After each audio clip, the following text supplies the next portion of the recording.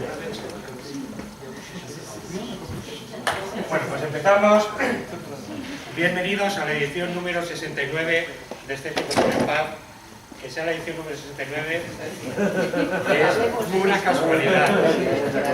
Es pura casualidad, no ha sido por ningún motivo. De hecho, la charla número 69 va a ser otra. La profesora nos dijo que es una charla súper interesante, que por lo que veo es interesante por la gran cantidad de público que hay aquí. Bien. Parece que estamos viendo una nueva era de relaciones, donde antes solamente estaba la familia monolítica, ahora vamos a estar poliamor, Tinder, las relaciones fluidas, y bueno, todo el mundo opina, ¿no? ¿Somos monógamos, no somos monógamos? ¿El ser humano es biológicamente fiel, es biológicamente infiel? ¿Somos los tíos unos casanovas y las tías no? Bueno, como decía un sabio, la ciencia provoca conocimiento y la opinión ignorancia. Así que vamos a traer aquí conocimiento, y para eso, que mejor que Ambrosio García Leal, lo conozco hace mucho tiempo, tiene 3 libros muy interesantes, pero 2 centrados exclusivamente en el tema del sexo, corrígeme si me equivoco el título, el sexo en las lagartijas y la conjura de los machos. Uno sobre sexualidad animal y otro exclusivamente sexualidad humana. Más centrado en eso. Sabe mucho del tema, no es alguien que vaya a opinar, sino que es alguien que nos va a traer conocimiento, cosas ciertas, lo que nos dice la ciencia acerca de nuestra evolución. Y bueno, no quiero enrollar más, estoy seguro que la charla va a resultar muy interesante y pido un fuerte aplauso para ambos.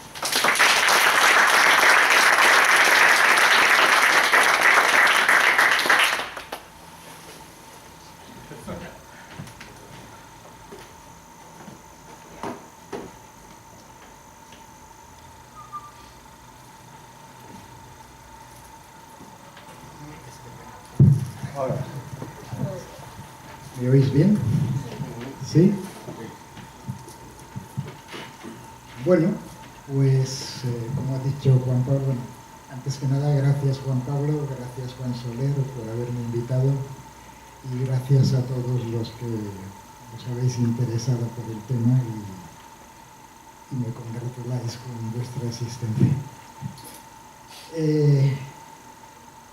He elegido esta imagen de entrada porque dentro de lo que sería la divulgación científica y museográfica, pues no puede ser más falsa. Porque de entrada, estos se supone que son Australopithecus afarensis, no eran monógamos seguro, eran mucho más dimórficos sexualmente, o sea, el dimorfismo sexual era comparable al de los gorilas, con lo cual el macho era bastante mayor que la hembra. En fin, pero esta imagen de que la monogamia humana es muy antigua y prácticamente empezó, pues si no con los australopithecus, sí con los primeros miembros del género Homo, pues es antigua y a la vez desde el principio siempre se ha discutido, ¿no? Siempre ha habido este debate sobre ¿somos monógamos por naturaleza o la monogamia es una especie de imposición cultural a una biología que es esencialmente promiscua como la de la mayoría de primates, ¿no? Bueno, el primer científico que abordó la cuestión de una manera estrictamente biológica fue Desmond Morris en su libro Un mono desnudo, un clásico, que el subtítulo es interesante porque es una declaración de intenciones, pero dice un estudio del animal humano, ¿no? O sea, nos iba a estudiar esencialmente la sexualidad humana desde el punto de vista de un zoólogo, ¿no? Bueno, esto en su momento pues causó mucha sensación, muchas críticas, pero este libro ya tenía varios aportes interesantes, ¿no? Uno, señalar la excepcionalidad de la sexualidad humana en comparación con la de otros animales, primates incluidos, ¿no? Somos una especie que dedica una cantidad de tiempo y energía al sexo poco común, ¿no? Y otra cuestión que también destacó él es la existencia del orgasmo femenino. En principio, el orgasmo femenino no es una condición necesaria para la reproducción, por lo cual, ¿cuál era la función? ¿No? Las hembras de las demás especies no se apreciaban signos de orgasmo, luego veremos algún caso en el que parece que sí. Y él lo ligó pues, con la otra particularidad del primate humano, que es el sistema de apareamiento monógamo. Todas esas peculiaridades de la sexualidad humana tenían que ver con la evolución de la monogamia en nuestra especie. El punto flaco de esto es que hay muchas especies monógamas, de hecho todas menos la nuestra, que no necesitan ni de orgasmo femenino ni de una sexualidad continuada para funcionar y mantenerse incluso de por vida, ¿no? Luego hubo otros libros como Fisher, que digamos, sin abandonar la idea de que la monogamia es algo que se produce de la selección natural, ya lo ligaba más a la utilidad de la evolución de la sexualidad femenina, la ligaba al hecho de conseguir carne, la carne, digamos, que atrapaban los machos, ¿no? Que eran los cazadores. Esto tiene sentido porque ya se ve en los chimpancés cazan muy poco, pero lo poco que cazan lo comparten y lo comparten preferentemente con las hembras en celo. Entonces la idea de Fisher era, bueno, lo que hizo la hembra humana es ampliar el celo a todo el ciclo menstrual y de esa manera pues estaba siempre disponible para recibir la ayuda masculina. Bueno, luego llegaron estos señores, estos son los bonobos, una especie que cuando empezó a conocerse pues llamó mucho la atención porque, como dice los artículos de divulgación y reportajes, pues siempre están practicando sexo, ¿no? No es verdad, como luego aclararé. Esto es lo que vende de ellos, ¿no? Una especie hipersexual, con una sexualidad además mayormente no reproductiva, incluso con relaciones homosexuales, sobre todo entre las hembras. Y yo tengo que confesar que cuando empecé a interesarme por este asunto, me pareció que los bonobos nos daban una pista que no tenía nada que ver con la aproximación ni de Norris ni de Fisher, sino que tenía que ver más con un sexo social que quizá pudiera explicar por qué había evolucionado la sexualidad humana. Luego, cuando fui profundizando en el tema, pues me convencí de que no. Y esto es importante, lo quiero decir porque siempre hay, este es un tema fuertemente ideologizado, entonces cada vez que uno defiende una postura o una tesis, esto es porque tú eres un conservador. En mi caso es al revés. O sea, yo fui a parar a la tesis de la monogamia biológica por la fuerza de los hechos que fui descubriendo y de las explicaciones adaptacionistas que fui encontrando, ajenas o propias. Por lo tanto, los bonobos para mí no son un buen modelo de la sexualidad humana. Voy a decir algo de ellos antes de que algunos se hagan. Mucha gente se ha hecho muchas soluciones, por ejemplo, se dice que cada día practican el sexo. Primero que, como ocurre con todos los chimpancés, las relaciones, los contactos sexuales son muy cortos. Por cierto, si me extiendo mucho, me vais un poco. Son muy cortos, del orden de 10 segundos. Eso da para muy poco. En el caso masculino, la mayoría de contactos no son lo que entenderíamos por relaciones consumadas, o sea, simplemente son contactos, no acaban eyaculando. Un bonobo no tiene más eyaculaciones a la semana que un ser humano, una cada 3 días más o menos.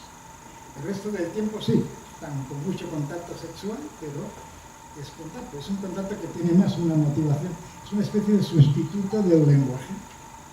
Es, nunca mejor dicho, un lenguaje no verbal, físico, que les sirve para estrechar relaciones sociales y para comunicar cosas y sobre todo para inhibir la agresión. La sociedad de bonobos es mucho menos agresiva que la de los chimpancés, ¿no? Y en buena parte es por esta actividad sexual. Bueno, pues antes de entrar en materia, hay cuantos conceptos muy simples que conviene tener presentes. Una es la diferencia entre selección natural y selección sexual, que ya os digo que en realidad no existe, porque la selección sexual no es más que una forma de selección natural, pero es una forma de selección natural que afecta específicamente a un recurso que es las parejas. En el caso masculino, pues los óvulos fecundables; en el caso femenino, los espermatozoides o los genes, ¿no? La calidad de los genes. Hay una asimetría fundamental macho-hembra, que es que los machos producen espermatozoides que en general son baratos y las hembras producen óvulos que en general son caros. El precio de un óvulo, pues un macho típico puede producir miles y hasta millones de espermatozoides. Bueno, esto llevó a los teóricos pues a decir que a los machos en general les interesará ser promiscuos, ¿no? Porque como ellos tienen muchos espermatozoides para repartir, al macho típico lo que le interesa es maximizar la cantidad de apareamientos. Mientras que a las hembras, que digamos que en el negocio de la reproducción son las que ponen el dinero, por decirlo así, las que ponen el capital en forma de óvulo, los machos ponen las ideas en forma de genes, en forma de buenos genes, y las hembras ponen el óvulo, que es una cosa que ya tiene un capital, y muchas hembras ponen mucho más, ¿no? Ponen crianza, ponen, en el caso mamífero es quizá el más exagerado, con los embarazos y la lactancia posterior. En las aves también hay una incubación de los huevos, en fin. Todo esto es inversión parental que una hembra tiene que rentabilizar. ¿Cómo? Pues pensándoselo mucho antes de aparearse con cualquier macho, ¿no? O sea, elegir un macho de la mejor calidad genética posible para que esa inversión no se vaya a pique. Esto lleva a dos modos de selección sexual que casi nunca están separados, sino que se mezclan, ¿no? Uno es la competencia masculina. Los machos, a la hora de maximizar los apareamientos, tienen un problema, que es que los otros machos quieren lo mismo. Por lo tanto, tienen que competir entre ellos para acaparar hembras. Esto lleva a la evolución de machos cada vez más grandes y más fuertes, ¿no? Cualquier dimorfismo sexual de este estilo, esto lo digo en referencia a la especie humana, que se habla muchas veces de ¿por qué los hombres tienen más músculos y son un poco más grandes que las mujeres? No evolucionaron para imponerse a las hembras, o sea, se hicieron más grandes y más fuertes para imponerse a los otros machos, ¿no? Eso hay que tenerlo en cuenta. La otra forma de selección sexual, relevante también en nuestra especie, incluso más que la primera, pero bueno, las dos lo son, es la elección femenina. En este caso son las hembras las que seleccionan a sus parejas en función de criterios de calidad genética, que son adaptativos y son buenos, ¿eh? Por ejemplo, se ha discutido mucho sobre si las colas de los pavos reales son un indicador de calidad genética o son una exageración que lo único que vende es publicidad, ¿no? Publicidad espectacular, pero que no necesariamente va ligada a la calidad del macho vacuno.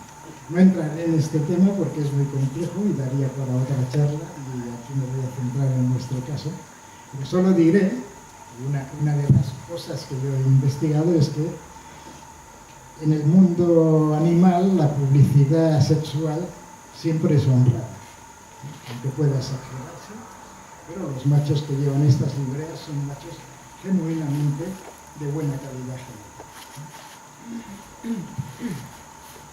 Bueno, aquí tenemos un muestrario de productos de la selección sexual. Como veis, son muy variados. Algunos tienen una función doble, como el de arriba a la izquierda. Por un lado sirven para que los machos se peleen entre ellos y por otro también sirven para que las hembras hagan su elección, ¿no? Muchas veces los mismos rasgos que atraen a las hembras sirven para, de algún modo, intimidar a los rivales, ¿eh? Igual eso vale para la barba humana, ¿no? No está muy claro. La barba claramente es un indicador de madurez y de edad que en muchos primates sociales con una baja agresión intragrupal, son rasgos importantes porque dan idea de lo alfa o lo importante que es ese macho sin necesidad de evaluarlo a base de golpes, ¿no? Es un macho, digamos que estos rasgos imponen respeto, ¿no? Y en la misma medida que imponen respeto a los rivales, también resultan atractivos para las hembras.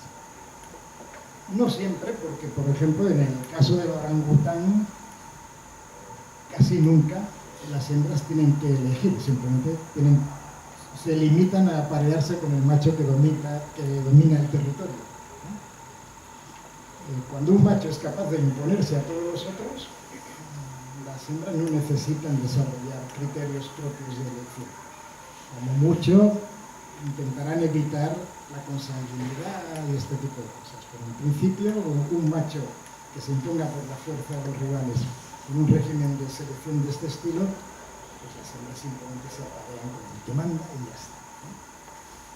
En el caso de los chimpancés, y seguramente en el humano también, el régimen de selección es mixto, ¿no? Por un lado hay una rivalidad entre machos y por otro una elección femenina que iremos explicando.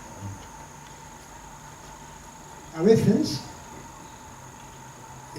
este modelo no es universal, ni mucho menos, porque a veces se invierte, ¿no? A veces no hay dimorfismo, pero es que además encima a veces el dimorfismo es al revés, o sea, son las hembras las que tienen colores llamativos. Aquí he puesto el ejemplo del caballito de mar, que es un macho que asume la inversión parental hasta el extremo de quedarse él embarazado, ¿no? Por decirlo así.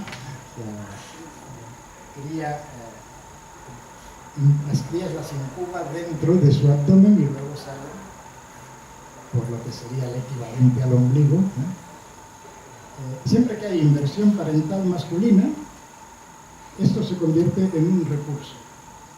Y si la inversión parental masculina supera incluso la femenina, entonces puede ocurrir que sean los machos los más selectivos y las hembras las que compiten por acaparar machos, ¿no? Esto ocurre en algunas aves, como las jacanas, donde los machos incuban y alimentan a las crías y las hembras se dedican a alimentarse para producir pollada tras pollada, porque hay una depredación muy intensa, entonces la selección natural ha favorecido esta inversión, ¿no? Veremos que en el caso humano, hasta cierto punto, se ha dado una inversión parcial de roles. Bueno, vamos a entrar ya en materia. Estos son nuestros dos parientes más cercanos, los chimpancés y los bonobos. Como veis, el dimorfismo sexual es pequeño, los machos son un poco más grandes, en el caso de los chimpancés más que los bonobos, pero por lo demás veis que el aspecto, lo que es la fisonomía, es igual, la musculatura prácticamente igual, ¿no? Las hembras no son mucho menos fuertes que los machos, son más pequeñas, pero no mucho menos fuertes. Y esto, bueno, si nosotros miramos dos esqueletos de nuestra especie, uno masculino y otro femenino, pues nos podría parecer que que el dimorfismo sexual es de este hombre. Yo he leído en algunos sitios que el dimorfismo sexual humano es muy leve. Bueno, vamos a ver. Hombre, no sé qué decir. Quizás sea leve en cuanto a lo que sería el esqueleto, pero hay muchos rasgos. La fisonomía es muy diferente. ¿Por qué he elegido esta foto? Esto también es interesante comentarlo. Pues porque me harté de buscar esquemas de libros científicos o de texto o de divulgación sobre las diferencias entre hombres y mujeres, y ninguno ponía la barba. No sé por qué, lo máximo que encontré es uno mal afeitado, pero ninguno ponía un varón humano con una barba como Dios manda. Entonces busqué fotos que no tenían esta función, pero esta lo hace muy bien porque aparecen todos los rasgos dignos de comentar en nuestra especie.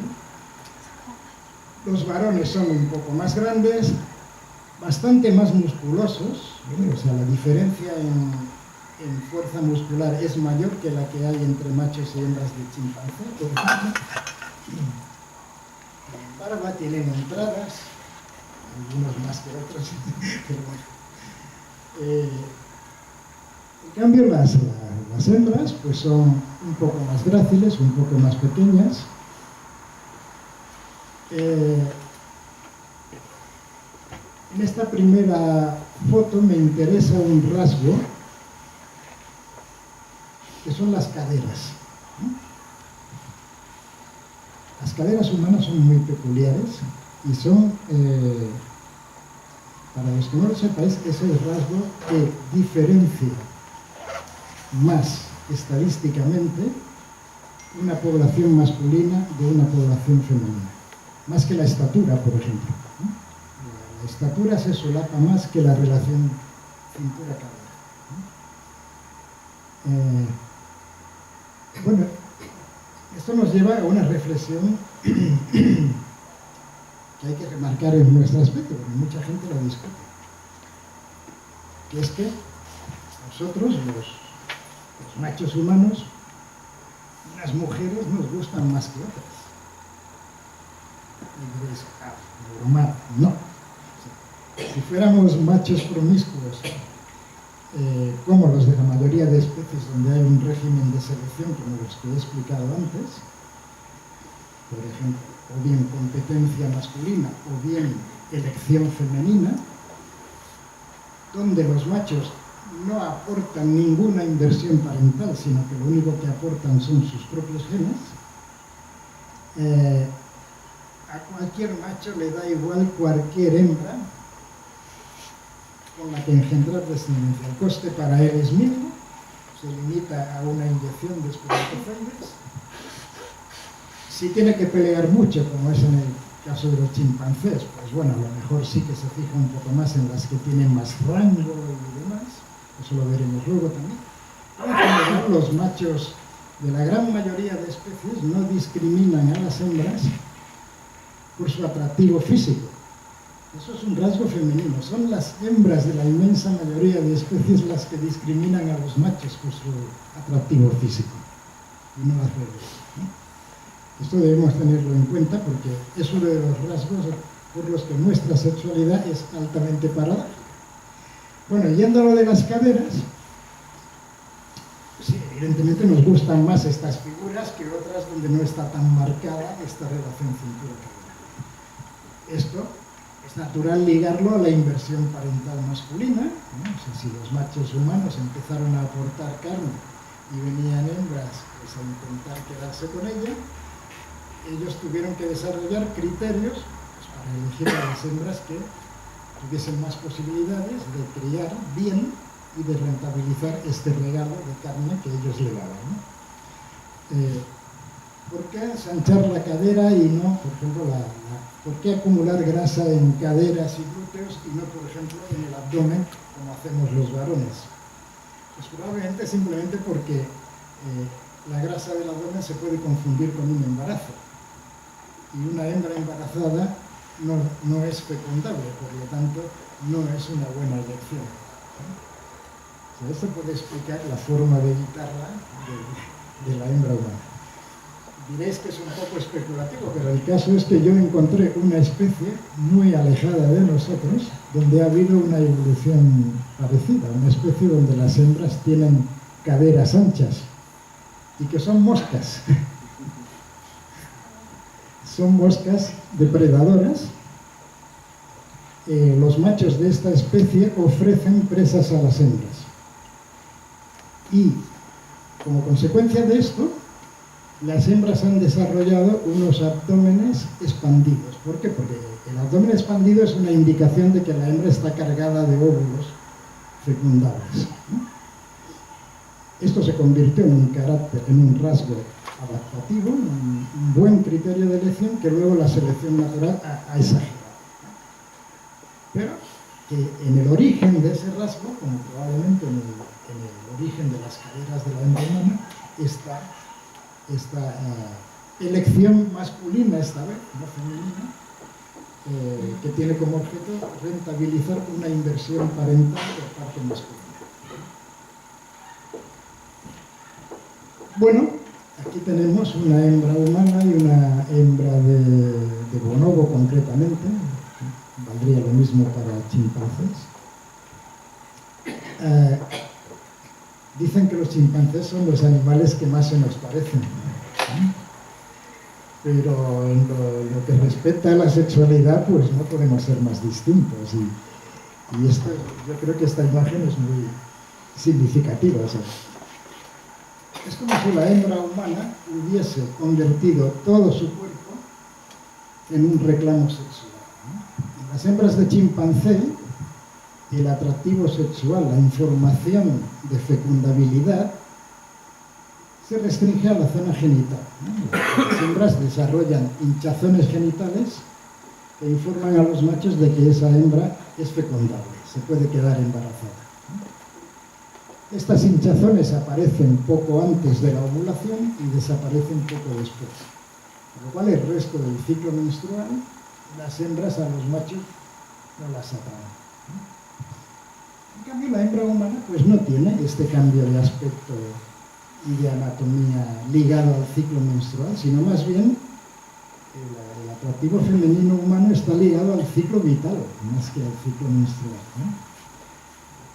Nos gustan más las hembras jóvenes que las hembras más mayores, ya veremos luego por qué. Y el atractivo no depende del momento del ciclo. Una de las cosas que destacó Desmond Morris es por qué a los machos humanos nos atraen sexualmente las mamas. Un rasgo que también es muy peculiar. No voy a decir que es único porque hay un primate que en eso nos imita, que es el papillón gelada, que desarrolla unas estructuras en el pecho. Las hembras de esta especie desarrollan unas estructuras en el pecho que imitan los genitales y el trasero, y que cambian de la misma manera que cambian los genitales con el ciclo menstrual. O sea, esta zona del pecho de la hembra se hincha cuando es fecundable y cuando no. Esta especie no ocurre eso, pero ¿por qué ha evolucionado esto? Pues se especula que probablemente porque esta especie pasa la mayor parte del tiempo sentada. Entonces, los machos ven más tiempo la parte, el pecho de las hembras que el trasero, ¿no? Y eso hizo que hubiera un desplazamiento de las señales de fecundabilidad de lo que sería la zona que le es propia a una zona pectoral en este caso. Bueno, es una buena especulación. Morris lo ligó a la evolución de la monogamia, por supuesto, pero también a la de la postura erguida, ¿no? Lo que Morris decía es que nosotros nos fijamos en las mamas, bueno, las mamas son remedos del trasero que hemos desarrollado porque nosotros nos pusimos de pie, ¿no? Entonces veíamos a las hembras como los geladas más de frente que por detrás. Pero hay un detalle curioso con las mamas de la hembra humana, que es que su atractivo tiene una fecha de caducidad cortísima. Y esto vale, alguna me diréis, bueno, tampoco es para tanto, ¿no? Si dejamos que las mamas evolucionen en condiciones, por decirlo entre comillas, salvajes, o sea, sin sostenes, sin que las mujeres esperen a tener los primeros hijos a los 20 y tantos o 30, sin tener muchos más de 2 hijos, sino tener un embarazo tras otro, las mamas caen enseguida. Entre esta mujer y esta otra, pues seguramente no hay más de 5 años de diferencia, ¿no? 10 como mucho. Pues una chica casadera, una adolescente casadera y una madre joven, ¿no? Pero los senos de la madre ya están totalmente caídos, ¿no? Y ese es su estado natural, ¿eh? Lo que no es natural es tener unos senos así a los 30 o 40 años. ¿Y qué sentido puede tener un rasgo que deja de atraernos sexualmente tan pronto? Bueno, si nuestro sistema de apareamiento natural es el emparejamiento a largo plazo, o de por vida incluso, sí que interesa tener un indicador de inicio de la vida fértil femenina. Cuando yo estoy en edad de emparejarme, tengo que buscar una pareja que me garantice que va a cubrir mis años de vida reproductiva. Todos los adolescentes humanos que se enamoraban de abuelas, pues dejaron muy poca descendencia en comparación con los que se enamoraban de adolescentes y formaban parejas duraderas con ellas. Pero un indicador de inicio de vida fértil, para que sea bueno, tiene que dejar de funcionar cuando el inicio de la vida fértil ha pasado. Por lo tanto, a las primeras de cambio, las mamas pierden su atractivo. Bueno, pues hasta aquí lo que he dicho de la sexualidad femenina humana, pues nos habla de machos que aportan inversión parental, o sea, que ejercen de proveedores de las madres de sus hijos. Nos habla de uniones a largo plazo, ¿no? De criterios de selección de pareja que son congruentes con el régimen de apareamiento a largo plazo. Bien, hasta aquí lo que decía Morris puede tener cierto sentido, ¿no? ¿Qué nos dice la sexualidad masculina? La anatomía, mejor dicho, sexual masculina. Porque la psicología masculina también nos habla de monogamia. Eso que os he dicho de que nos gustan más unas mujeres que otras no tiene sentido en un régimen poligínico, que se llama, un régimen donde los machos no aportan nada a la crianza. Bueno, pues lo que tenemos es que otra de las cosas que destacó Morris es que la especie humana es el primate con el pene más grande. Y es cierto, y con bastante diferencia, ¿no? Los más grandes, los machos más grandes, gorilas y orangutanes, son los que tienen penes más pequeños. Y testículos también. ¿Esto por qué son? Pues porque en estas especies la competencia es esencialmente a base de lucha física entre machos. Entonces, al excluir todos los rivales, no se van a encontrar hembras, su esperma no va a competir con el de otros machos, porque esas hembras no se van a aparear con ningún otro macho. En el caso de los chimpancés, tenemos testículos grandes y unos penes más largos, pero más estrechos. ¿Por qué testículos grandes? Pues aquí pues porque hay competencia espermática. Las hembras de chimpancé sí son promiscuas y los machos de chimpancé, en lugar de dominar todo el grupo y excluir a todos los rivales, establecen alianzas. Siempre pueden 2 más que 1. A la hora de dominar al resto de machos, una alianza de 2 machos, 3, se impone fácilmente incluso al macho más grande del grupo. Pero tienes que dar algo a cambio. Y lo que tienes que dar a cambio es permitir que tus aliados copulen con tus hembras. Por lo cual se introduce una competencia espermática que lleva a una expansión de los testículos y a un incremento del número de espermatozoides producidos. En el caso humano, tenemos una situación intermedia entre chimpancés y gorilas y orangutanes, o sea, tenemos unos testículos de tamaño mediano y una producción de esperma que es mayor que la de gorilas y chimpancés, pero bastante menor que la de gorilas y orangutanes, pero bastante menor que la de chimpancés. Y en cambio tenemos un pene comparativamente descomunal. Bueno, ¿y esto por qué es así? Bueno, Morris lo ligó al tema del placer sexual como cemento, ¿no?, de la pareja humana. Esto ha sido muy discutido, ¿no?, empezando por Masters y Johnson y compañía, que decían que el tamaño no importa y tal. Bien, quizá el tamaño no le importa a las mujeres, pero está claro que a la selección natural sí le ha importado, porque los penes en la línea humana han aumentado de tamaño mucho más de lo que sería atribuible al azar o a la deriva genética.